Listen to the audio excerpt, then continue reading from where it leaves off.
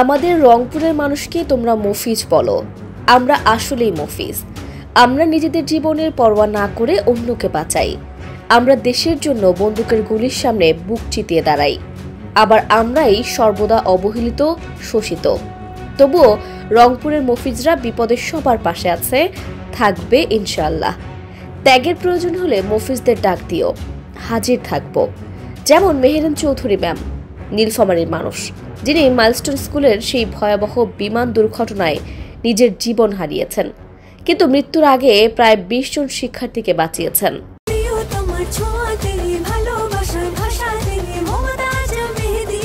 মমতাজ কোন নাম্বার 1 মেহেদি, মানে প্রিয়জন, প্রিয়তমার মেহেদি। তার শরীরের 80% দগ্ধ হয়েছিল, তবুও বাচ্চাদের ফেলে আসেননি।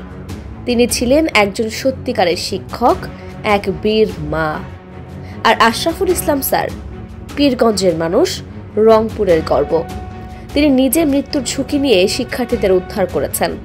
তিনি বলেন, আমি শিক্ষক, শিক্ষার্থীদের জন্য জীবন দিতে হলে তাতেও আপত্তি নেই।